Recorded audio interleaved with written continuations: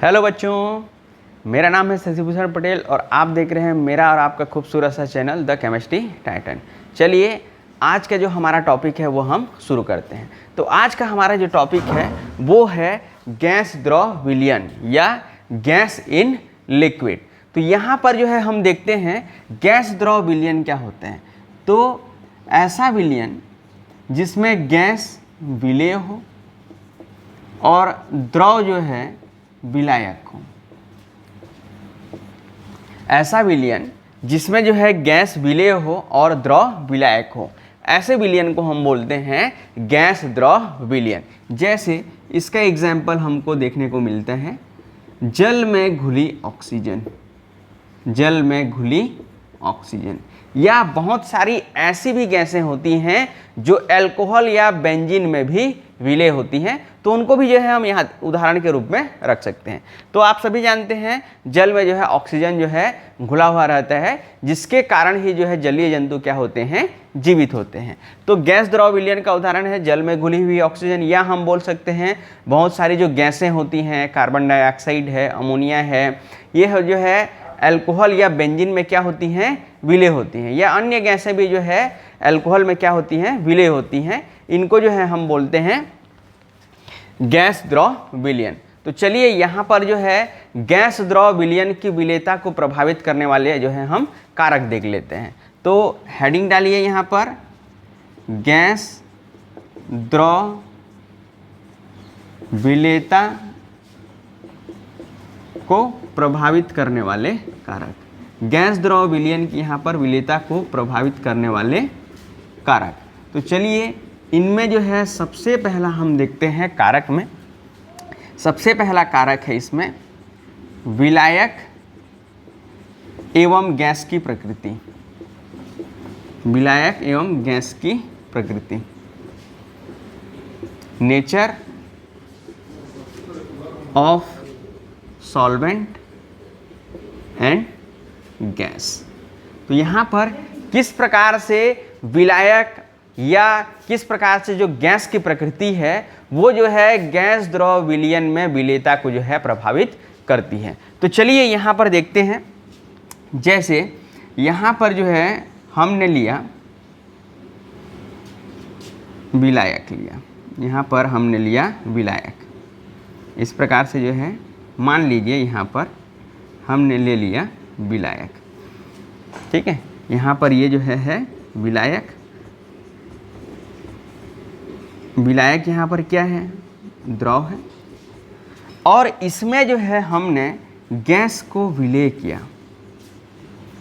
यहाँ पर हमने गैस को क्या किया, विलेय किया, ठीक। हमने यहाँ जो है विलायक लिया और उसमें जो है गैसों को क्या किया, विलेय किया, ठीक है। तो यहाँ पर जो है अलग अलग गैसें लिया हमने, जैसे हीलियम ले लिया, हाइड्रोजन ले लिया, नाइट्रोजन ले लिया, ठीक है। हीलियम लिया, हाइड्रोजन लिया, नाइट्रोजन लिया, ठीक है। तो ये देखा गया कि ये जो हीलियम, हाइड्रोजन और नाइट्रोजन का जो है विलायक है, यहाँ पर विलायक के रूप में हम यहाँ पर ले लेते हैं जल, ले लेते हैं विलायक के रूप में हमने लिया यहाँ पर जल। तो जब एक्सपेरिमेंट किया गया तब देखा गया कि ये जो जल है उसमें जो है हीलियम, हाइड्रोजन और नाइट्रोजन, इसकी जो विलेयता होती है वो जो है कम होती है, ठीक। यहाँ पर क्या देखा गया, देखेंगे अब आगे जो है ऐसा होता क्यों है, ठीक है। तो विलायक के रूप में यहाँ पर हमने जल लिया, ठीक है, विलायक के रूप में हमने जल लिया और उसमें जो है हीलियम गैस, हाइड्रोजन गैस और नाइट्रोजन गैस, इनको जो है यहाँ पर डाल दिया गया, ठीक है, विलेय के रूप में यहाँ पर जो है डाल दिया गया। तो यहाँ पर देखा गया कि हीलियम, हाइड्रोजन और नाइट्रोजन की जो जल में विलेयता होती है वो जो कम होती है। उसी प्रकार से ये तो पहला एक्सपेरिमेंट था। दूसरा इसमें क्या किया गया, दूसरा उसमें जो है अमोनिया गैस लिया गया, सल्फर डाइऑक्साइड गैस लिया गया और HCl गैस लिया गया। तब यहाँ पर देखा गया कि जो जल में अमोनिया है, सल्फर डाइऑक्साइड है और हाइड्रोक्लोरिक अम्ल है, इनकी जो विलेयता होती है वो जल में जो है अधिक होती है। इनकी जो विलेयता है वो जल में क्या होती है, अधिक होती है।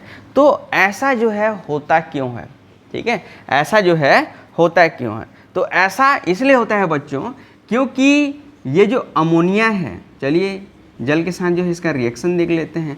अमोनिया जो है जल के साथ आसानी से क्रिया करके यहाँ पर अमोनियम हाइड्रोक्साइड बना लेता है। उसी प्रकार से सल्फर डाइऑक्साइड गैस ये जल के साथ क्रिया करके सल्फ्यूरस अम्ल बना लेते हैं। उसी प्रकार से HCl जो है जल के साथ क्रिया करके यहाँ पर हाइड्रोनियम आयन बना लेते हैं, ठीक है। तो यहाँ पर ये जो अमोनिया है, सल्फर डाइऑक्साइड है और हाइड्रोक्लोरिक अम्ल है, इनका जो है जल के साथ रासायनिक अभिक्रिया आसानी से हो जाता है, ठीक है। यही कारण है कि इनकी जो जल में विलेयता है वो क्या होती है, अधिक होती है। जबकि जो हीलियम है, हाइड्रोजन है और नाइट्रोजन है, उसका जो है जल के साथ आसानी से रासायनिक अभिक्रिया नहीं होता, जिनके कारण से इनकी जो जल में विलेयता होती है वो जो है कम होती है। तो रीज़न हमको, कारण यहाँ पर क्या मिल गया हमको, रासायनिक अभिक्रिया। रासायनिक अभिक्रिया, यदि विलेय और विलायक के बीच रासायनिक अभिक्रिया समान हो या रासायनिक अभिक्रिया आसानी से हो तो वहाँ पर जो उनकी विलेयता है वो जो है अधिक होगा। यदि किसी विलायक द्रव में विलेय गैस, इन दोनों के बीच रासायनिक अभिक्रिया जो है आसानी से हो तो वहाँ पर जो उनकी विलेयता है वो क्या होगा, अधिक होगा। अगला एक्सपेरिमेंट में हम ये देखा गया कि अब जो है पहले क्या लिया गया था, विलायक के रूप में, विलायक के रूप में लिया गया था पहले जल। अब जो है विलायक के रूप में यहाँ पर लिया गया एथिल अल्कोहल। यहाँ पर विलायक के रूप में क्या लिया गया, एथिल अल्कोहल, और फिर से वही गैस डाला, ठीक है, फिर से वही गैस डाला। कौन सा गैस डाला, हीलियम, हाइड्रोजन और नाइट्रोजन। तो ये देखा गया कि ये जो गैसें हैं वो एथिल अल्कोहल विलायक में जो है अधिक विलेय हैं। देखिए जल में ये सब क्या थे, जल में ये जो है इनकी विलेयता कम था, लेकिन अल्कोहल में जो इनकी विलेयता है वो क्या हो गया, अधिक हो गया। उसी प्रकार से अमोनिया, सल्फर डाइऑक्साइड और जो HCl है, इसका जो विलेयता है वो अल्कोहल विलायक में जो है कम होता है। तो सिंपल सी बात है बच्चों, यहाँ पर क्या है, अमोनिया जल के साथ आसानी से क्रिया कर लेता है, लेकिन अल्कोहल के साथ ये सभी गैसें जो है आसानी से रासायनिक अभिक्रिया नहीं करती हैं। इसके कारण से इनकी विलेयता जो है जल में कम होती है। जबकि हीलियम, हाइड्रोजन, नाइट्रोजन ये जो अल्कोहल के साथ आसानी से क्रिया कर लेता है, इसी कारण से अल्कोहल में जो इनकी जो विलेयता होती है वो क्या होती है, अधिक होती है। तो यहाँ पर हीलियम, हाइड्रोजन और नाइट्रोजन इनकी विलेयता जल में कम लेकिन अल्कोहल में अधिक होती है। कारण एक ही है, रासायनिक अभिक्रिया का होना। या रासायनिक अभिक्रिया एक समान गति से होती है या रासायनिक अभिक्रिया जो है आसानी से होती है। तो पहला कारक यहाँ पर है विलायक एवं गैस की प्रकृति। तो यदि विलायक एवं गैस के बीच रासायनिक अभिक्रिया जो है समान हो, एक समान हो या आसानी से हो, तो वहाँ पर जो है गैस जो है द्रव में जो है अधिक विलेय होगा। तो चलिए बच्चों, गैस द्रव विलेयता को प्रभावित करने वाले कारक में दूसरा कारक हम देखते हैं, ताप, टेम्परेचर। तो चलिए किस प्रकार से जो है टेम्परेचर गैस द्रव विलयन की जो विलेयता है उसको प्रभावित करता है। तो सबसे पहले हम क्या करते हैं, गैस को विलेय करते हैं, किसमें, द्रव विलायक में जो है विलेय करते हैं। तो यहाँ पर जो है बन जाता है गैस द्रव विलयन। तो ये जब जो है किसी द्रव में किसी गैस को विलेय किया जाता है तो यहाँ पर जो है ऊष्मा बाहर निकलती है, अर्थात ये जो अभिक्रिया होता है वो ऊष्माक्षेपी अभिक्रिया होता है।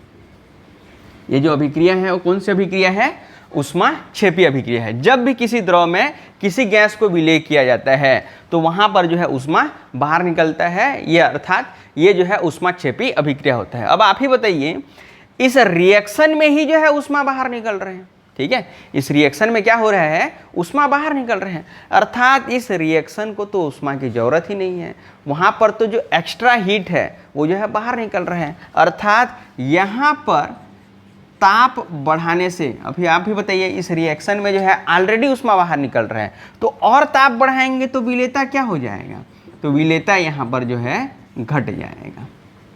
ठीक है, यदि यहाँ पर जो है, क्योंकि ऑलरेडी इस जो रिएक्शन है उसमें जो है ऊष्मा बाहर निकल रहे हैं, ठीक है, ली का सिद्धांत जो है याद कीजिए, ठीक है। तो यहाँ पर जो है जब ताप बढ़ाएंगे तो वहाँ पर विलेयता क्या होगा, घटेगा। ठीक है, नॉर्मल सी बात है, ताप बढ़ाएंगे तो विलेयता क्या होगा, घटेगा। तो ऐसे अभिक्रियाओं में जो है यदि हम टेम्परेचर बढ़ाते हैं तो विलेयता जो है घटता है। तो यहाँ पर देखिए, अब जो है अगला एक उदाहरण देख लेते हैं इसमें। जैसे आपने तो कहानी सुना होगा, मछली जल की रानी है, जीवन उसका पानी है। ठीक है, तो चलिए मछली ले लेते हैं, पानी ले लेते हैं। ठीक है, तो यहाँ पर हमने लिया विलायक के रूप में पानी, यहाँ पर विलायक के रूप में यहाँ पर हमने लिया पानी या जल, विलायक के रूप में हमने ले लिया जल। अब इसमें विलेय क्या है बताइए, जितने भी जो जलीय जंतु होते हैं वो जीवित क्यों होते हैं, जल में घुली हुई ऑक्सीजन की वजह से। तो यहाँ पर विलेय क्या है, ऑक्सीजन गैस है। यहाँ पर क्या है, विलेय क्या है, ऑक्सीजन गैस है। तो यहाँ पर ये जो जल है वो जो है ठंडा जल है, यहाँ पर क्या है, ये ठंडा जल है। तो जितने भी जो जलीय जंतु होते हैं वो गर्म जल की अपेक्षा ठंडे जल में रहना जो है पसंद करती हैं। तो ऐसा क्यों होता है, देखिए यहाँ पर, चलिए गर्म जल भी ले लेते हैं। ठीक है, ठंडा जल ले लिया हमने और गर्म जल ले लिया हमने। ठीक है, ये है विलायक के रूप में यहाँ पर गर्म जल, और इसमें भी क्या होगा, विलेय क्या होगा, ऑक्सीजन होगा। ठीक है, विलेय क्या होगा, ऑक्सीजन होगा। तो यहाँ पर चलिए अब देखते हैं क्यों मछली जो है ठंडे जल में रहना जो है पसंद करती है। तो यहाँ पर देखिए, गर्म जल अर्थात टेम्परेचर ज़्यादा है। ठीक है, गर्म जल अर्थात टेम्परेचर ज़्यादा है, टेम्परेचर ज़्यादा है तो उसकी विलेयता कम है, विलेयता कम है अर्थात इसमें जो ऑक्सीजन है वो कम मात्रा में विलेय है। अब कम मात्रा में विलेय है तो मछली को यहाँ पे क्या उतना अच्छा ऑक्सीजन मिल पाएगा जहाँ इसकी यहाँ पे मिलता उसको नहीं मिल पाएगा, तो मछली यहाँ पे रहना पसंद नहीं करेगी। जबकि यहाँ पर ताप कम है, ताप कम है तो ऑक्सीजन की जल में विलेयता क्या होगी, अधिक होगी, अर्थात यहाँ पर जो ऑक्सीजन है वो अधिक मात्रा में विलेय है, यहाँ पर ऑक्सीजन जो है कम मात्रा में विलेय है। यहाँ पर जो मछली है उसको पर्याप्त मात्रा में ऑक्सीजन मिलेगा। अब यदि उसको पर्याप्त मात्रा में ऑक्सीजन मिलेगा तो वो जो है ठंडे जल में रहना पसंद करेगा, गर्म जल में रहना पसंद नहीं करेगा। आप सोचिए, जितने भी जो जीव जंतु हैं उनको जो है श्वसन के लिए जो है ऑक्सीजन गैस की आवश्यकता होती है। यदि आपको एक ऐसे कमरे में रख दिया जाए जहाँ पर जो है ऑक्सीजन जो है कम मात्रा में है, तो क्या आप वहाँ रहना पसंद करेंगे, आपका दम घुटने लगेगा वहाँ पर। लेकिन आपको यदि हवादार कमरे में जो है रखा जाए तो आप जो है वहाँ पर रहना पसंद करेंगे, क्योंकि ऑक्सीजन की जो मात्रा है वो पर्याप्त मात्रा में उपलब्ध है। तो यहाँ पर ऑक्सीजन की विलेयता कम है, जिसके कारण से जो मछली हैं या जो जलीय जंतु हैं उनको ऑक्सीजन कम मात्रा में मिलेगा। इसी कारण से वो जो है गर्म जल में रहना पसंद नहीं करती, वो जो है ठंडे जल में रहना पसंद करती हैं। तो ताप बढ़ाने से विलेयता जो है बढ़ता है, जबकि ताप घटाने से विलेयता जो है घटता है। कुछ ऐसी भी अभिक्रियाएं देखी गई हैं, जैसे कुछ गैसें हैं, हाइड्रोजन है और अक्रिय गैस, हाइड्रोजन और अक्रिय गैस। ये देखा गया है कि ये जो विलेय हैं ये जो है अल्कोहल और अन्य विलायकों में, अन्य कार्बनिक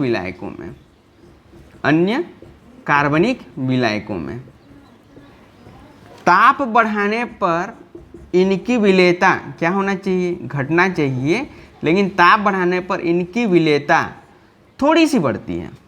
ठीक है, ऐसा नहीं है कि टेम्परेचर बढ़ाते जाएंगे तो विलेयता जो है बढ़ते जाएगा, ताप बढ़ाएंगे तो इनकी विलेयता जो है थोड़ी सी बढ़ जाती है। ठीक है। हाइड्रोजन और अन्य अक्रिय गैसों में ये देखा गया है कि जब इनको अल्कोहल और कार्बनिक विलायकों में विलय किया जाता है तो ताप बढ़ाने से इनकी जो विलेयता है वो जो है बढ़ जाती है।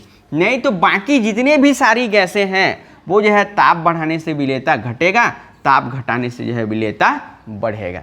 तो यहाँ पर कुछ जो है अपवाद भी हैं, केवल ये जो है ऐसा कुछ गैसों में देखा गया है, बाकी तो जितने भी गैसें हैं वो ताप बढ़ाने से जो है उनकी विलेयता जो है घटती है। तो चलिए गैस द्रव विलेयता को प्रभावित करने वाले कारकों में अगला है गैस का दाब। गैस का दाब बढ़ाएंगे तो जो है क्या होगा, गैस का दाब घटाएंगे तो क्या होगा। तो सबसे पहले हम ये समझते हैं कि द्रव के ऊपर यदि हम गैस का दाब बढ़ाएंगे तो क्या होगा। तो चलिए यहाँ पर देखते हैं, हम यहाँ पर ले लेते हैं, हम विलायक ले लेते हैं। यहाँ पर जो है हम ले लेते हैं यहाँ पर विलायक, कुछ भी विलायक ले सकते हैं। चलिए यहाँ पर हमने लिया विलायक। अब इसमें जो है, अब इसमें क्या डालेंगे, विलेय डालेंगे। विलेय के रूप में यहाँ पर क्या है, गैस है, और विलायक के रूप में यहाँ पर क्या है, द्रव है। तो यहाँ पर जो है गैस क्या है, विलेय है, यहाँ पर गैस क्या है, विलेय है, ठीक है। अब यहाँ पर देखिए प्रति इकाई आयतन में, ठीक है, किसी भी जो है यहाँ पर जो है आयतन ले लेते हैं यहाँ पर, ठीक है। चलिए इतना जो है आयतन ले लेते हैं, ठीक है। तो यहाँ पर देखिए सामान्य स्थिति में यहाँ पर विलायक में विलेय इकाई आयतन में गैस के कितने मोल, चलिए मोल मान लेते हैं, यहाँ पर गैस के कितने मोल विलेय हैं, यहाँ पर देखिए 1 2 3, ठीक है। तो 3 मोल यहाँ पर गैस के विलेय हैं विलायक में। जब यहाँ पर हम दाब बढ़ाते हैं, मान लीजिए यहाँ पर अब क्या करते हैं, एक जो है पिस्टन लगा देते हैं, ठीक है।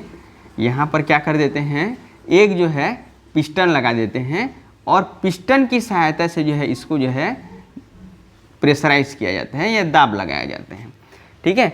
जब जो है दाब लगाएंगे, अब यहाँ पर गैस का दाब बढ़ेगा, तो आप सभी को पता है कि गैस के अणु जो है बहुत दूर दूर होते हैं। तो जैसे ही यहाँ पर जो है दाब हम लगाएंगे, गैस के अणु जो है पास पास आने लगते हैं, ठीक है। तो चलिए यहाँ पर जो है देखते हैं कि दाब लगाने के बाद क्या होगा। ये जो है दाब लगाने के पहले की घटना है, ठीक है, और यहाँ पर दाब लगाने के बाद की घटना क्या होती है देख लेते हैं। तो यहाँ पर अब पहले क्या किया गया, ठीक है, पहले क्या था, विलायक में जो विलेय गैस है वो इकाई आयतन में 3 मोल था, 3 मोल 4 मोल 5 मोल कुछ भी हो सकते हैं। एक उदाहरण के तौर पर हमने यहाँ पर क्या लिया था, 3 मोल, इतने इकाई आयतन में, ठीक है। लेकिन जैसे ही हम यहाँ पर दाब लगाते हैं, दाब लगाते हैं तो यहाँ पर क्या होगा, दाब लगाने से जो गैस के अणु हैं, यहाँ पर हमने अब दाब लगाया, ठीक है, यहाँ पर हमने क्या किया, दाब लगाया, तो जो गैस के अणु हैं वो क्या होंगे, यहाँ पर जो हैं वो जो गैस के अणु हैं वो क्या होंगे, पास पास आ जाएंगे। गैस के अणु क्या हो जाएंगे, पास पास आ जाएंगे। अब देखिए यहाँ पर गैस के अणु दूर दूर थे, तो इकाई आयतन में गैस के कितने मोल थे, 3 मोल थे। अब देखिए इकाई आयतन में गैस के कितने मोल हैं, 1 2 3 3 6, ठीक है। यहाँ पर गैस के कितने मोल थे, 3 मोल थे, या गैस के कितने अणु थे, 3 अणु थे। यहाँ पर गैस के कितने अणु हैं, 6 अणु हैं। तो जाहिर सी बात है गैस यहाँ पर अधिक मात्रा में विलेय है। तो हम ये बोल सकते हैं कि जैसे जैसे जो है हम प्रेशर जो है बढ़ाते जाते हैं, गैस की विलेयता यहाँ पर जो है बढ़ते जाती है। सिंपल सी बात है। यदि आप सभी जानते हैं ठोस द्रव गैस पदार्थ की 3 अवस्थाएं होती हैं, तो ठोस में जो अणु होते हैं बहुत पास पास स्थित होते हैं, द्रव में जो है अणु थोड़े दूर दूर स्थित होते हैं, और गैस के अणु जो है बहुत दूर दूर स्थित होते हैं। तो यदि गैस को हम जो है दबाते हैं तो उनके अणु जो है क्या आते हैं, पास पास आते हैं। तो यहाँ पर पहले इतने इकाई आयतन में गैस के 3 अणु थे, जब इसको दबाया गया तो गैस के अणु पास पास आ गए। अब गैस के कितने अणु जो है इकाई आयतन में हो गए, 6 मोल हो गए या 6 अणु हो गए। तो देखिए यहाँ पर गैस की विलेयता बढ़ेगा कि घटेगा, बिल्कुल बात है, सही बात है, बढ़ेगा, ठीक है। गैस की विलेयता क्या होगा, 100% यहाँ पर बढ़ेगा। तो दाब बढ़ाने से गैस की विलेयता भी क्या हो जाती है, बढ़ जाती है। क्लियर है बच्चों।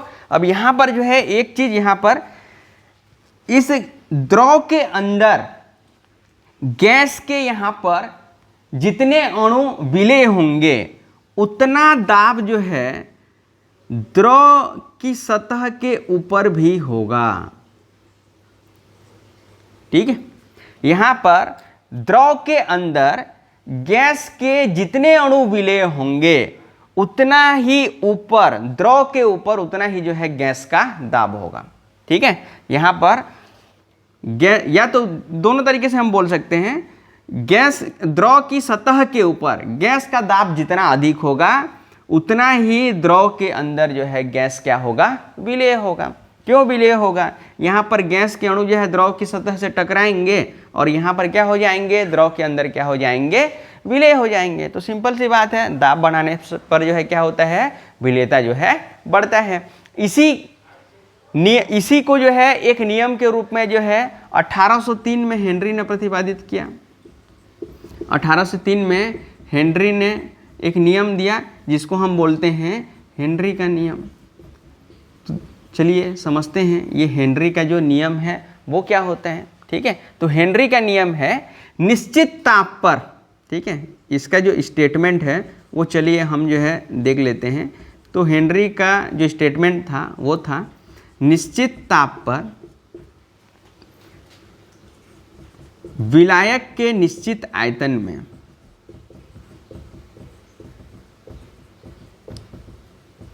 विलायक के निश्चित आयतन में विलेय गैस की मात्रा, विलेय गैस की मात्रा गैस के ऊपर लगाए दाब के समानुपाती होते हैं। तो चलिए हेनरी भैया ने क्या कहा वो जो है हम समझने का प्रयास करते हैं। ठीक है, तो हेनरी का कहना था कि निश्चित ताप पर, यहाँ पर टेम्परेचर फिक्स है, विलायक के निश्चित आयतन में, यहाँ पर जो है जो विलायक का आयतन है वो भी निश्चित है। विलेय गैस की मात्रा, विलेय गैस की मात्रा, यहाँ पर विलेय गैस की मात्रा को जो है हम स्मॉल m से प्रदर्शित करते हैं। गैस के ऊपर लगाए गए दाब, दाब को हम बोलते हैं प्रेशर, इसके क्या होता है, समानुपाती होता है, अर्थात m समानुपाती p, जहाँ पर m क्या है बच्चों, m है विलेय गैस की मात्रा, निश्चित ताप पर विलायक के निश्चित आयतन में विलेय गैस की मात्रा, यहाँ पर ये है m है विलेय गैस की मात्रा, p क्या है बच्चों, यहाँ पर p है गैस का दाब, प्रेशर, गैस का दाब। ठीक है, तो यहाँ पर हेनरी का यही कहना था कि निश्चित ताप पर यदि विलायक का जो है निश्चित आयतन लिया जाए तो विलेय गैस की मात्रा, कितना गैस उस पर विलेय होगा जितना हम उसके ऊपर दाब लगाएंगे, अर्थात दाब यदि हम दाब अधिक लगाएंगे तो देखिए एक दूसरे के समानुपाती हैं, दाब अधिक लगाएंगे तो गैस अधिक मात्रा में विलेय होगा, गैस की मात्रा भी उसके अंदर उतनी ही अधिक विलेय होगी। तो सिंपल सी बात है, यहाँ पर देखिए दाब यदि हम लगाएंगे, ज़्यादा दाब लगाएंगे तो यहाँ पर इस द्रव की सतह के ऊपर गैस का दाब अधिक होगा। अब दाब अधिक होगा तो द्रव के अंदर जो गैस है वो अधिक मात्रा में विलेय होंगे, तो m समानुपाती यहाँ पर हो गया p। अब चलिए समानुपाती का चिन्ह हटाते हैं, तो यहाँ पर एक स्थिरांक आता है, इसको हम kh बोलते हैं, kHp, जहाँ पे kh क्या है, kh है हेनरी स्थिरांक, हेनरीज कांस्टेंट, हेनरी का स्थिरांक। अब भैया हेनरी ने नियम दिया था तो हेनरी का स्थिरांक बोलेंगे। आप भी कभी ऐसा नियम दीजिए जो फेमस हो जाए तो आपका स्थिरांक भी हो जाएगा, राजू का स्थिरांक हो जाएगा, बबली का स्थिरांक हो जाएगा, ये सभी स्थिरांक हो जाएंगे। ठीक है, आप भी कुछ ऐसा काम कीजिए कि आज दुनिया इसे हेनरी का नियम या के जिसको हेनरी कांस्टेंट के नाम से जानते हैं, तो आपके नाम के आगे भी जो है राजू का नियम, ठीक है, या बबलू का नियम, ये हो जाएगा, और बबलू से कांस्टेंट हो जाएगा। यहाँ पर हेनरी कांस्टेंट होता है, वहाँ पे क्या हो जाएगा, बबलू से कांस्टेंट हो जाएगा। तो चलिए यहाँ पर देखते हैं हम, अब यहाँ पर हमको मिल गया m = KHP। तो यहाँ पर देखिए KH है यहाँ पर हेनरी का स्थिरांक, P क्या है गैस का दाब, M क्या है विलेय गैस की मात्रा। तो यहाँ पर गैस का दाब जितना बढ़ाएंगे वहाँ पर विलेयता भी जो है उतना ही बढ़ेगा। तो यहाँ पर गैस विलेय गैस की मात्रा, ठीक है, दाब बढ़ाएंगे तो यहाँ पर गैस के अणु पास पास आएंगे, ठीक है, गैस के अणु पास पास आएंगे अर्थात विलेय गैस की मात्रा भी क्या होगी, अधिक होगी, ठीक है। तो सिंपल सी बात है, विलेयता यहाँ पर जो है बढ़ेगा। यही जो नियम था वो था हेनरी का। तो यहाँ पर एक चीज देखिए, जब हम दाब बढ़ाते हैं तो प्रति इकाई आयतन में गैस के अणु क्या है, पास पास आ जाते हैं, ठीक है। अब देखिए पहले गैस के इतने अणु थे, अब जब दाब बढ़ाए तो गैस के बहुत सारे अणु जो है पास पास आ गए, अर्थात प्रति इकाई आयतन में किसकी संख्या बढ़ गई, गैस के अणुओं की संख्या, जिसको हम यदि क्या बोल सकते हैं, गैस के मोलों की संख्या, ठीक है। यहाँ पर क्या बढ़ गया, गैस के मोलों की संख्या। तो यहाँ पर मोलों की संख्या उसको हम क्या बोलते हैं, मोल प्रभाज। मोल प्रभाज क्या है, किसी एक घटक के मोलों की संख्या और विलयन में उपस्थित कुल मोलों की संख्या, इनका अनुपात ही क्या कहलाता है, मोल प्रभाज। अब बताइए मोलों की संख्या बढ़ेगा तो क्या मोल प्रभाज नहीं बढ़ेगा, बढ़ेगा ना। तो वही है, यदि गैस के मोलों की संख्या बढ़ेगा तो मोल प्रभाज भी बढ़ेगा। तो सिंपल सी बात है, यहाँ पर प्रेशर बढ़ रहे हैं तो नंबर ऑफ मोल बढ़ रहे हैं, नंबर ऑफ मोल बढ़ रहे हैं तो मोल प्रभाज को किससे प्रदर्शित करते हैं, मोल प्रभाज को किससे प्रदर्शित करते हैं, जीटा, ठीक है, जिसको हम इस प्रकार से एक्स टाइप जो है शो करते हैं। तो यहाँ पर मोल प्रभाज भी क्या होगा, उसका बढ़ेगा। तो यहाँ पर क्या होगा, मोल प्रभाज भी बढ़ेगा, ठीक है, अर्थात गैस की मात्रा भी बढ़ रही है, ठीक है, गैस की मात्रा देखिए बढ़ रही है, इकाई आयतन में जो है गैस की मात्रा बढ़ रही है। तो M के जगह मोलों की संख्या या मोल प्रभाज बढ़ रहे हैं, ठीक है, हम क्या लिख सकते हैं, X लिख सकते हैं। M के जगह यहाँ पर हम क्या लिख सकते हैं, X लिख सकते हैं। तो यहाँ पर जो समीकरण है हम इसको उल्टा कर देते हैं। यहाँ पर क्या करेंगे, हम पहले P लिए थे, अब क्या ले लेते हैं, P को जो है इधर ले लेते हैं, और यहाँ पर हम गैस को मानते हैं, यहाँ पर मान लेते हैं, गैस का नामकरण कर देते हैं, गैस को हम क्या बोल लेते हैं, A बोल लेते हैं। तो यहाँ पर हमने लिखा PA, PA मतलब गैस का दाब, ठीक है, PA मतलब गैस का दाब किसके समानुपाती होता है, हम यहाँ पर समीकरण को जो है उल्टा कर दिए हैं, ठीक है, पहले M समानुपाती P था, अब P को जो है इधर कर दिए तो क्या हुआ PA। अब M बराबर क्या है, ठीक है, M बराबर क्या है, X है, ठीक है, किसके, A के, ठीक है।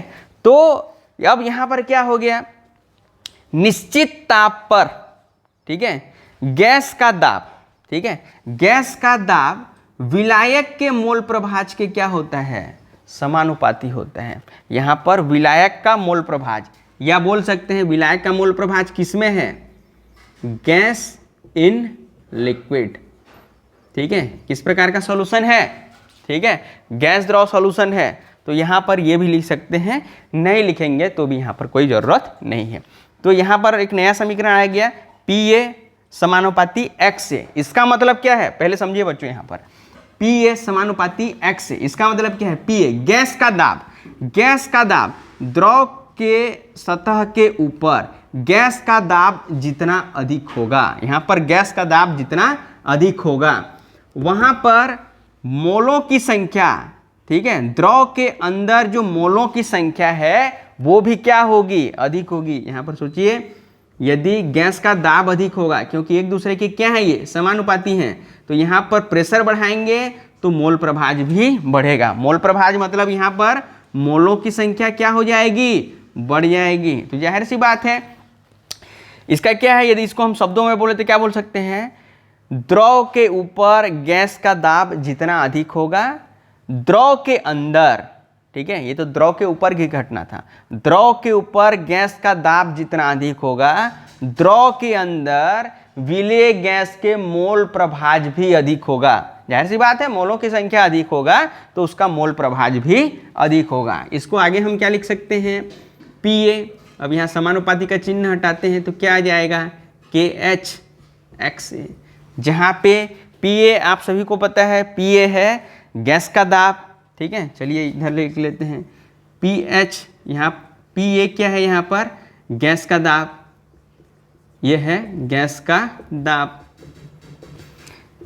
XA क्या है, विलेय गैस का मोल प्रभाज, विलेय गैस का मोल प्रभाज।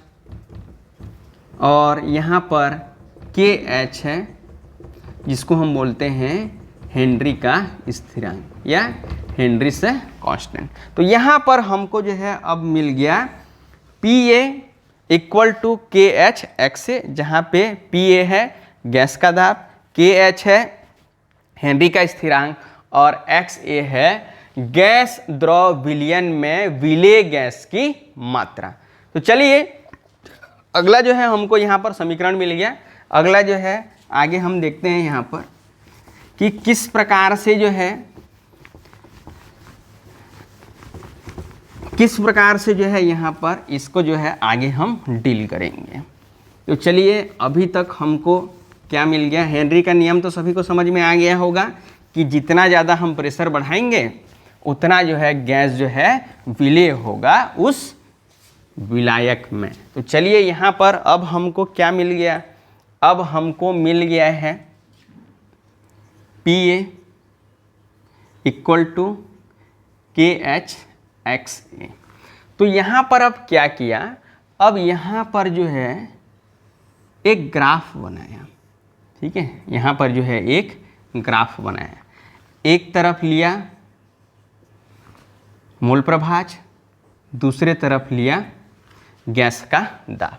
अब जैसे जैसे यहाँ पर दाब बढ़ाया मोल प्रभाज भी बढ़ा और यहाँ पर हमको ग्राफ मिला कुछ इस तरीके से, ठीक है। अब देखिए एक सीधा जो है सरल जो है हमको क्या मिल जा रहा है, ग्राफ मिल जा रहा है।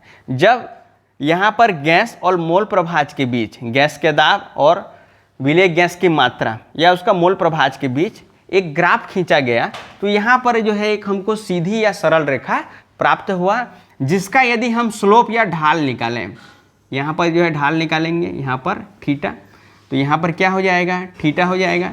तो थीटा यहाँ पर कौन सा थीटा, tan थीटा। यहाँ पर जो स्लोप है, slope equal to tan theta, तो थीटा इक्वल टू यहाँ पर क्या हो जाएगा, थीटा। यहाँ पर हो जाएगा आपका, यहाँ से देख लीजिए आगे क्या हो जाएगा, यहाँ पर थीटा, यहाँ पर KH की यदि हम वैल्यू निकालें तो यहाँ पर क्या हो जाएगा, Pa अपॉन XA। तो tan थीटा इक्वल टू यहाँ पर हो गया Pa upon XA equal to क्या है, KH। तो यहाँ पर हमको जो ढाल है, ठीक है, जिसको हम स्लोप बोलते हैं, इसको हम स्लोप भी बोलते हैं, ढाल हमको यहाँ पर क्या मिल गया, KH, ठीक है। ढाल यहाँ पर हमको थीटा इस प्रकार से बच्चों, थीटा, ठीक है, tan theta equal to Pa upon XA। ये कहाँ से आया, यहाँ पर देखिए KH का यदि वैल्यू निकालेंगे तो Pa अपॉन XA। तो tan थीटा इक्वल टू आप सभी को पता है, ठीक है, tan थीटा इक्वल टू आपका यहाँ पर हो गया Pa अपॉन XA। अब इसकी वैल्यू क्या है, KH। तो यहाँ पर ढाल क्या निकल गया, KH। तो चलिए बच्चों यहाँ पर जो है KH की जो है हम सारणी देख लेते हैं। तो यहाँ पर अलग अलग गैसें हैं, ठीक है, अलग अलग गैसें हैं विलेय के रूप में और विलायक के रूप में यहाँ पर हम लेते हैं जल। तो KH का जो है वैल्यू जो है अलग अलग टेम्परेचर पे यहाँ पर हम विलायक द्रव में अलग अलग जो गैसें हैं उसके लिए जो है KH की वैल्यू देख लेते हैं। तो यहाँ पर देखिए बच्चों सबसे पहला हीलियम गैस। तो हीलियम गैस का यहाँ पर देखिए 293 केल्विन, 293 केल्विन, 293 केल्विन, ठीक है। तो हीलियम, नाइट्रोजन और हाइड्रोजन गैस, इसके लिए जो है हीलियम गैस का KH का वैल्यू, ठीक है, किलो बार में है ये 144.97। उसी प्रकार से नाइट्रोजन का 76.48 और उसी प्रकार से हाइड्रोजन का जो है 69.16। तो यहाँ पर देखिए टेम्परेचर सेम है, ठीक है, टेम्परेचर सेम है, गैसें जो है अलग अलग हैं। तो यहाँ पर जल विलायक में जो है यहाँ पर KH की वैल्यू भी क्या है, अलग अलग है। अब बताइए यहाँ पर KH का वैल्यू बढ़ने से, KH का वैल्यू बढ़ने से विलेयता बढ़ेगा, या घटेगा। KH का मान यदि हम बढ़ाते हैं, ठीक है, या सिंपल सा बोलूँ तो हीलियम, नाइट्रोजन और हाइड्रोजन, इन तीनों गैस में जल में विलेयता किस गैस की सबसे अधिक होगी। तो यहाँ पर जो है इसके पहले हम समीकरण देखे थे। कौन सा समीकरण देखे थे? PA equal to KH x, Henry के नियम में हमने ये देखा था। तो यहाँ से हम KH की वैल्यू निकाल सकते हैं। KH बराबर क्या हो जाएगा? PA upon x। तो यहाँ पर देखिए KH का वैल्यू हम बढ़ाते हैं तो XA क्या है? विलेय गैस की मात्रा या विलेय गैस का मोल प्रभाज। तो KH का मान बढ़ा रहे हैं तो मोल प्रभाज घट रहे हैं। मोल प्रभाज घट रहा है, इसका मतलब मोलों की संख्या कम हो रहा है। इकाई आयतन में गैस के मोलों की संख्या कम हो रहा है, तो विलेयता क्या हो रहा है? घट रहा है। सिंपल सी बात है। तो KH का वैल्यू बढ़ाएंगे तो विलेयता घटेगा। तो बताइए KH का सबसे अधिक मान किसका है? हीलियम का।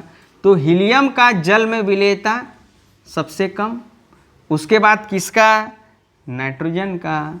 और सबसे अधिक विलेयता यदि इन तीनों गैसों में लिया जाए तो इन तीनों गैसों में सबसे अधिक विलेयता, क्योंकि KH की वैल्यू देखिए बच्चों, KH की वैल्यू सबसे कम किस में है? हाइड्रोजन गैस का है। तो हाइड्रोजन गैस की जल में विलेयता सबसे अधिक, उसके बाद नाइट्रोजन, और सबसे कम जो विलेयता है वो होगा आपका हीलियम गैस का। तो ये तो हो गया आपका KH का वैल्यू बढ़ेगा तो विलेयता क्या होगा? घटेगा। अब देखते हैं यहाँ पर, देखिए यहाँ पर नाइट्रोजन गैस है, यहाँ पर भी नाइट्रोजन गैस है। यहाँ पर नाइट्रोजन गैस 293 केल्विन टेम्परेचर पर है, यहाँ पर 303 केल्विन टेम्परेचर पर है। अब देखिए ताप बढ़ा रहे हैं, तो यहाँ पर देखिए 293 केल्विन ताप पर 76, तो 303 केल्विन ताप पर 88, अर्थात ताप बढ़ा रहे हैं तो KH का मान बढ़ रहे हैं। अब KH का मान बढ़ने से क्या होता है? विलेयता जो है घटता है। तो सिंपल सी बात है, ताप बढ़ाएंगे तो KH का वैल्यू बढ़ेगा, और KH का वैल्यू बढ़ेगा तो वहाँ पर विलेयता जो है घटेगा। अर्थात यहाँ पर देखिए ये जो KH है वो किस पे डिपेंड कर रहे हैं? तो पहला किस पे डिपेंड कर रहे हैं? अलग अलग गैसें होंगी तो KH का वैल्यू अलग अलग होगा। दूसरा किस पे डिपेंड कर रहे हैं? टेम्परेचर पे। अलग अलग टेम्परेचर पे, यहाँ पर देखिए 293 केल्विन पर 76.48 था नाइट्रोजन का, 303 केल्विन पर 88.84। तो अलग अलग टेम्परेचर पे KH का वैल्यू अलग अलग होगा। और एक चीज़, यहाँ पर विलायक जल लिए हैं तो यहाँ पर KH की वैल्यू उतना है। यदि विलायक के रूप में, सॉल्वेंट के रूप में यदि हम अलग अलग लें, मान लीजिए यहाँ पर हम अल्कोहल लेते, एथिल अल्कोहल लेते, तो KH का इतने ही टेम्परेचर पे KH का जो मान भी है वो अलग अलग हो जाता है। तो यहाँ पर देखिए जो हेनरी का स्थिरांक है वो किस पे डिपेंड कर रहे हैं? गैस पे डिपेंड कर रहे हैं, टेम्परेचर पे डिपेंड कर रहे हैं, और वहाँ पर विलायक पर जो है डिपेंड कर रहे हैं। तो चलिए बच्चों, अब तक हमने देखा हेनरी का नियम। अब देखते हैं कि वास्तव में ये जो हेनरी का नियम है वो क्या हमारे दैनिक जीवन में भी लागू होता है, जिसको हम बोलते हैं हेनरी के नियम के अनुप्रयोग। किस प्रकार से हेनरी का जो नियम है वो हमारे दैनिक जीवन में जो है लागू होते हैं। तो चलिए सबसे पहला देखते हैं, जितने भी कार्बोनेटेड पेय पदार्थ हैं, कार्बोनेटेड पेय पदार्थ के उत्पादन में, कार्बोनेटेड पेय पदार्थों के उत्पादन में। तो चलिए देखते हैं कार्बोनेटेड पेय पदार्थ, जिसको हम बोलते हैं सोडा वाटर। कार्बोनेटेड पेय पदार्थ जिसको हम जो है क्या कहते हैं? Soda water. या आपने जो है दैनिक जीवन में जो है देखा होगा Pepsi, Thums Up, Coca Cola, ठीक है। तो जैसे ही यहाँ पर, चलिए यहाँ जो है एक डायग्राम जो है बना देते हैं अपन।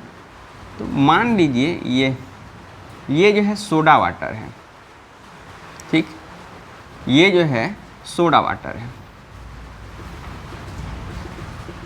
तो यहाँ पर ये जो सोडा वाटर होता है, ठीक है, ये है सोडा वाटर। सोडा वाटर जैसे कि हम बोल सकते हैं कार्बोनेटेड वाटर, उसको हम क्या बोलते हैं? Soda water. जैसे एग्जांपल के तौर पे हम ले सकते हैं पेप्सी हो गया, थम्स अप हो गया, कोका कोला हो गया, ये जो है एग्जाम्पल के तौर पर हम ले सकते हैं। तो आपने देखा होगा कि जैसे ही इसके हम ढक्कन को खोलते हैं, इसमें जो है इसके अंदर जो कार्बन डाइऑक्साइड गैस है, इसके अंदर घुली हुई कार्बन डाइऑक्साइड गैस, वो जो है तेजी से जो है सनसनाहट के साथ जो है बाहर आने लगती है। तो यहाँ पर जितने भी सोडा वाटर होते हैं उनमें जो है अधिक दाब पर क्या भरा हुआ होता है, कार्बन डाइऑक्साइड गैस। दाब अधिक लगाया जाता है, इसके अंदर का दाब क्या होता है, अधिक होता है, और इसके कारण जो है इसके अंदर कार्बन डाइऑक्साइड गैस यहाँ पर क्या होता है, विलय होता है। इसी कारण से जब हम सोडा वाटर की बोतल खोलते हैं तो वहाँ पर तेजी से कार्बन डाइऑक्साइड के जो बुलबुले हैं वो सनसनाहट के साथ बाहर निकलने लगते हैं। जैसे मान लीजिए ये जो है ढक्कन अभी बंद है, ठीक है, तो इसके अंदर का दाब क्या है, अधिक दाब है। अधिक दाब पर यहाँ पर जो है क्या भरा हुआ है, कार्बन डाइऑक्साइड गैस भरा हुआ है। बाहर का जो दाब है वो क्या है, निम्न दाब है। तो जैसे ही यहाँ पर सोडा वाटर की हम बोतल खोलते हैं, अब देखिए अंदर का दाब अधिक है, बाहर का दाब जो है कम है, तो यहाँ पर तेजी से जो है कार्बन डाइऑक्साइड गैस निकलने लगेगा। कब तक निकलेगा ऐसे, जब तक अंदर का दाब और बाहर का दाब दोनों का जो है दाब जो है बराबर ना हो जाए। तो यही है बोर्ड में जो है कभी कभी क्वेश्चन आता है या कॉम्पिटिशन एग्जाम में क्वेश्चन आता है कि सोडा वाटर की बोतल को खोलते समय उसमें घुली हुई कार्बन डाइऑक्साइड गैस तेजी से बुलबुलों के रूप में जो है बाहर निकलता है। तो क्यों निकलते हैं, दोनों का दाब वहाँ पे बराबर होता है, ठीक है। अंदर का दाब पहले अधिक होता है, तो ये दाब जो है कब तक कार्बन डाइऑक्साइड गैस निकलेगा, जब तक जो है दोनों का दाब, बाहरी दाब वायुमंडलीय दाब और अंदर का दाब, बोतल के अंदर का दाब दोनों जो है बराबर ना हो जाए। तो यही है, जितने भी कार्बोनेटेड पेय पदार्थ होते हैं उसके अंदर अधिक दाब पर क्या घुला हुआ होता है, कार्बन डाइऑक्साइड गैस। अधिक दाब है, इसके कारण से उसकी विलेयता क्या होती है, अधिक होती है। जैसे ही बोतल खोलते हैं तो ये दाब जो है धीरे धीरे कम होने लगता है, जिसके कारण कार्बन डाइऑक्साइड गैस जो है बुलबुलों के रूप में जो है बाहर निकलने लगता है। तो ये तो हो गया पहला, कार्बोनेटेड पेय पदार्थ के उत्पादन में, ठीक है। कार्बोनेटेड पेय पदार्थ के उत्पादन में जो कार्बन डाइऑक्साइड गैस है वो अधिक दाब पे जो है घुली हुई होती है। अगला जो है हम देखते हैं रक्त द्वारा ऑक्सीजन के परिवहन में। तो चलिए देखते हैं रक्त द्वारा किस प्रकार से ऑक्सीजन के परिवहन में हेनरी का जो नियम होता है वो जो है उपयोग होता है, ठीक है। तो सबसे पहले रक्त, जब जो है हम श्वास लेते हैं, श्वास में जो है हम लेते हैं ऑक्सीजन गैस, तो वहाँ पर उसका जो दाब है वो जो है अधिक होता है, ठीक है। जैसे ही यह जो है पहले जो है यहाँ पर इसका जो दाब है वो क्या होगा, अधिक है, ठीक है। ऑक्सीजन के जो आंशिक दाब है वो अधिक है, ठीक है। जैसे ही हम श्वास के रूप में जो है ऑक्सीजन गैस लेते हैं तो उसका जो है ऑक्सीजन का जो आंशिक दाब है वो अधिक है, ठीक है। और जैसे ही ये जो है फेफड़ों में पहुँचता है, सबसे पहले जो है कहाँ जाएगा, फेफड़ों में, तो ये रक्त में उपस्थित हीमोग्लोबिन के साथ क्रिया करके क्या बना लेते हैं, ऑक्सी हीमोग्लोबिन बना लेते हैं। ये जो क्रिया होती है वो जो है फेफड़ों में होती है, अर्थात यहाँ पर जो ऑक्सीजन है क्योंकि उसका दाब अधिक होता है इसीलिए रक्त में क्या हो जाता है, वो विलय हो जाता है। लेकिन जैसे ही यह जो है ऊतकों में पहुँचता है, ठीक है, ऊतकों में जो है ऑक्सीजन का दाब कम होता है तो ऑक्सीजन की विलेयता भी क्या होगा, कम होगा, जिसके कारण से जो है ये ऑक्सीजन को जो है मुक्त कर देता है, ठीक है। इस प्रकार से जो है शरीर के विभिन्न भागों में जो है क्या पहुंच जाता है, ऑक्सीजन जो है पहुंच जाता है। सबसे पहले ऑक्सीजन का दाब जो है अधिक होगा, आंशिक दाब अधिक होगा, जिसके कारण वो हीमोग्लोबिन के साथ संयुक्त होकर क्या बना लेगा, ऑक्सी हीमोग्लोबिन बना लेगा। और जैसे ही ऑक्सी हीमोग्लोबिन बनाता है और जब ये ऊतकों में पहुंचता है, ऊतकों में पहुंचने से क्या है, वहाँ पे ऑक्सीजन का आंशिक दाब कम हो जाता है, जिसके कारण ऑक्सीजन की विलेयता घट जाती है और ऑक्सीजन वहाँ पर मुक्त हो जाता है, ठीक है। इस प्रकार से जो है रक्त द्वारा जो है ऑक्सीजन का जो है परिवहन होता है। चलिए अगला हम देखते हैं इसमें, ये तो हो गया सबसे पहला कार्बोनेटेड पेय पदार्थों के उत्पादन में हेनरी का नियम, दूसरा रक्त द्वारा ऑक्सीजन के परिवहन में, ठीक है। और चलिए अब जो है हम अगला देखते हैं, तीसरा हम देखते हैं समुद्र में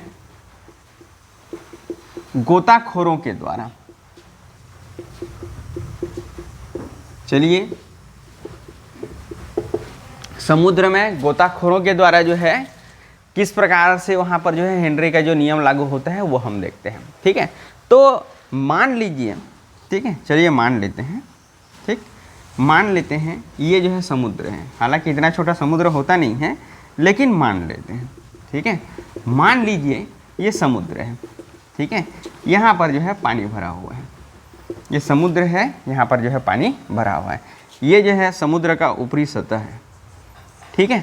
अब यहाँ पर एक गोताखोर आया, ठीक है, अब बना लेते हैं, चलिए यहाँ पर जो है गोताखोर बना लेते हैं, ठीक है। ये जो है गोताखोर है। तो आप सभी को पता है कि समुद्र के अंदर जाने वाले जितने भी गोताखोर होते हैं वो अपनी पीठ के पीछे ऑक्सीजन का सिलेंडर उपयोग करते हैं, ठीक है। क्या उपयोग करते हैं? ऑक्सीजन का सिलेंडर जो है उपयोग करते हैं। अब चलिए ये पीठ के पीछे जो है ऑक्सीजन का सिलेंडर लगा लिए, ठीक है। ये हमारे भाई साहब हैं और इन्होंने जो है अब समुद्र में जाने का तैयारी कर दिया है और यहाँ पर ऑक्सीजन का जो सिलेंडर है, ठीक है, और उस ऑक्सीजन के सिलेंडर में क्या है आपको पता है, ऑक्सीजन के साथ साथ क्या पाया जाता है? नाइट्रोजन भी पाया जाता है। ये जो है यहाँ पर ऑक्सीजन का यहाँ पर सिलेंडर है, ठीक है। तो ऑक्सीजन के साथ साथ क्या पाया जाता है? नाइट्रोजन भी पाया जाता है। अब यहाँ पर मैं बता दूँ कि ये जो नाइट्रोजन है वो जो है अधिक दाब पर अधिक विलेय होता है। नाइट्रोजन जो है अधिक दाब पर अधिक विलेय, तो कम दाब पर इसकी विलेयता क्या होगा? कम विलेय, ठीक है। अधिक दाब पर अधिक विलेय और तो कम दाब पर क्या हो जाएगा? कम विलेय। अब ये जो भाई साहब हैं वो समुद्र के अंदर गए, ठीक है। अब समुद्र के अंदर जो है गए, ठीक है। ये जो भाई साहब हैं वो समुद्र के अंदर, ये भाई साहब यहाँ पहुँच गए समुद्र के अंदर, ठीक। अब समुद्र की सतह जैसे जैसे जो है अंदर की ओर आते जाएंगे तो दाब क्या होगा? अधिक होगा, ठीक है। दाब क्या होगा? अधिक होगा। अब इस सिलेंडर में क्या है? ऑक्सीजन के साथ साथ क्या है? नाइट्रोजन है। तो नाइट्रोजन क्या होता है? अधिक दाब पर अधिक विलेय।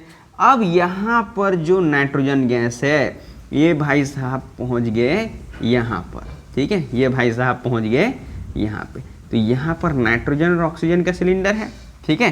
तो ये जो नाइट्रोजन गैस है वो क्या है? अधिक दाब पर अधिक विलेय है, ठीक है।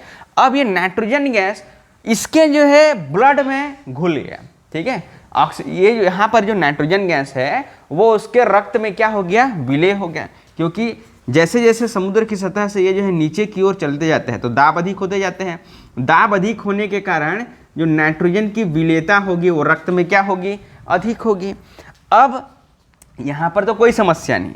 अब ये भाई साहब फिर से समुद्र के अंदर जो गए थे अब जो है ऊपर की ओर आने लगते हैं। अब जैसे ही ऊपर की ओर आने लगेंगे तो यहाँ पर क्या होगा? दाब क्या होते जाएगा? कम होते जाएगा। दाब कम होते जाएगा तो रक्त में जो नाइट्रोजन की जो विलेयता है वो क्या होते जाएगी? घटते जाएगी। अधिक दाब पर अधिक विलेय है तो कम दाब पर क्या होगा? कम विलेय होगा। अब रक्त के अंदर जो नाइट्रोजन घुला हुआ है, ठीक है, उसकी विलेयता ऊपर आने से क्या होगा? कम होते जाएगा। तो रक्त में जो नाइट्रोजन घुला है क्योंकि उसकी विलेयता कम होते जाएगा कम दाब पर, तो यहाँ पर रक्त में जो है नाइट्रोजन के जो है छोटे छोटे जो है बुलबुले जो है बनते जाएंगे, जिसके कारण जो है यहाँ पर जो गोताखोर है उसको जो है पीड़ा महसूस होने लगेगा और इस रोग को बोलते हैं केसन रोग या इसको बोलते हैं बैंड्स रोग, ठीक है।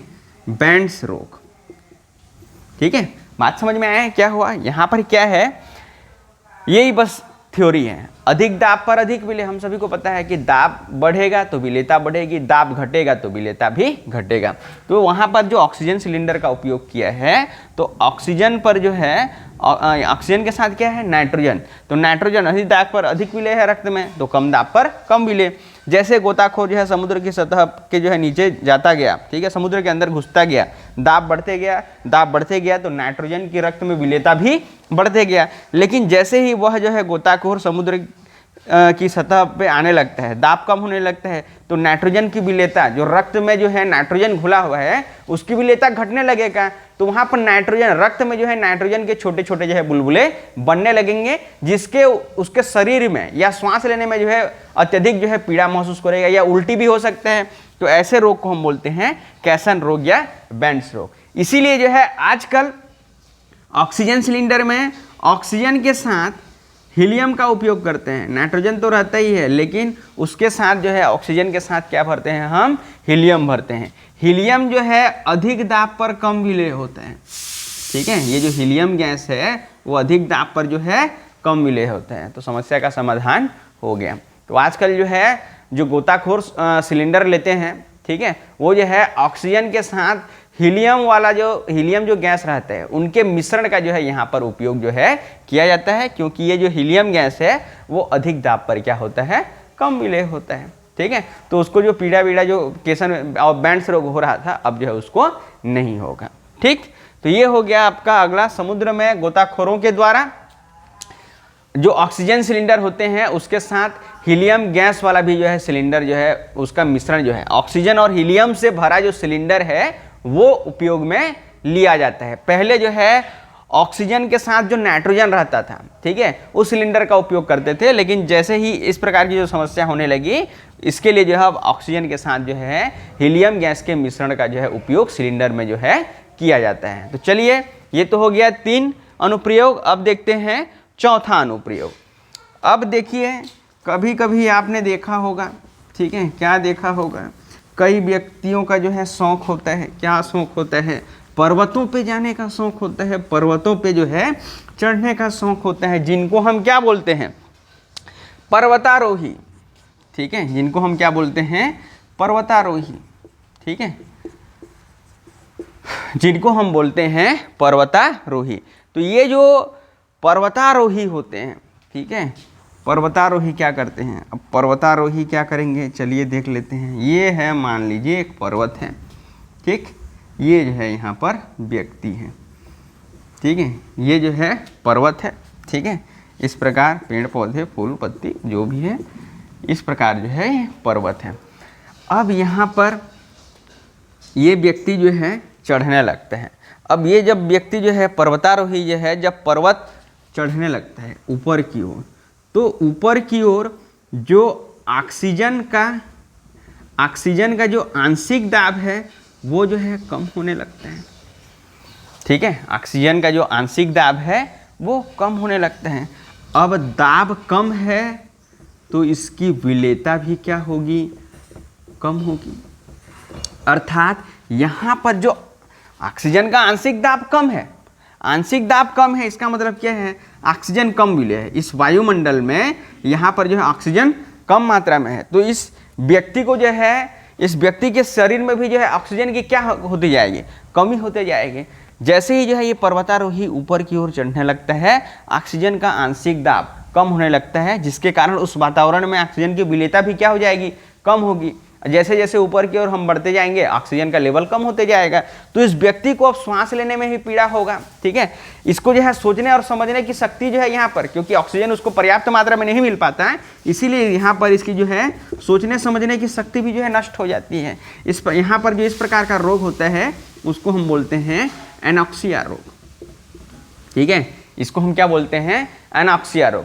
तो आप भी कभी ऐसे जाइएगा तो ज़्यादा पर्वत जो है ऊपर मत चढ़िएगा, ठीक है, क्योंकि जैसे जैसे हम जो है पर्वत जो है चढ़ते जाते हैं ऊपर की ओर, ऑक्सीजन का जो आंशिक दाब है वो कम होते जाता है, अर्थात उस वातावरण में ऑक्सीजन का जो है सांद्रण क्या है, कम है, ठीक है। अब ऑक्सीजन का सांद्रण कम है तो हमको जो है जैसे जैसे ऊपर की ओर चढ़ते जाएंगे ऑक्सीजन जो है पर्याप्त मात्रा में नहीं मिलेगा। अब ऑक्सीजन पर्याप्त मात्रा नहीं मिलेगा तो हमारे सोचने समझने की शक्ति जो है नष्ट हो जाएगी। इसको हम क्या बोलते हैं, एनॉक्सिया जो है रोग बोला जाता है। तो ये है, यहाँ पर भी देखिए हेनरी का जो थ्योरी है वो जो है लागू हो रहा है। और लास्ट देखते हैं इसमें जितने भी जलीय जंतु होते हैं, ठीक है, वो हेनरी के नियम की वजह से ही जीवित हैं। पहले में मैं आपको बता दिया कि ये जितने भी जलीय जंतु होते हैं वो जल में घुली ऑक्सीजन के कारण जो है जीवित हैं, जल में घुली ऑक्सीजन के कारण जो है जीवित हैं, ठीक है। क्योंकि वहाँ पर जो है अधिक दाब पर जल में क्या घुली हुई है, ऑक्सीजन जो है घुली हुई है, जिसके कारण जो जलीय जंतु हैं वो जो है श्वास लेते हैं, ठीक है। साथ ही जो है जितने भी जलीय जंतु हैं वो ठंडे पानी में जो है रहना पसंद करते हैं, क्योंकि वहाँ पर टेम्परेचर कम होता है और ताप कम होने से विलेयता जो है बढ़ता है। तो जाहिर सी बात है उनको जो है पर्याप्त मात्रा में वहाँ पर जो है ऑक्सीजन मिलता है। इसी कारण से जितने भी जो जलीय जंतु हैं वो जो है ठंडे पानी में रहना पसंद करती हैं, क्योंकि ठंडे जल में जो है ऑक्सीजन का जो है सांद्रण होता है वो जो है अधिक होता है। तो ये हो गया आपका हेनरी का जो नियम है उसका जो है हमारे दैनिक जीवन में उपयोग। उम्मीद है ये जो है हेनरी का नियम आपको जो है बहुत अच्छे से समझ में आया होगा। यदि यह वीडियो आपको पसंद आया है तो लाइक कीजिए, शेयर कीजिए और सब्सक्राइब कीजिए। फिर मिलेंगे हम अगले वीडियो में।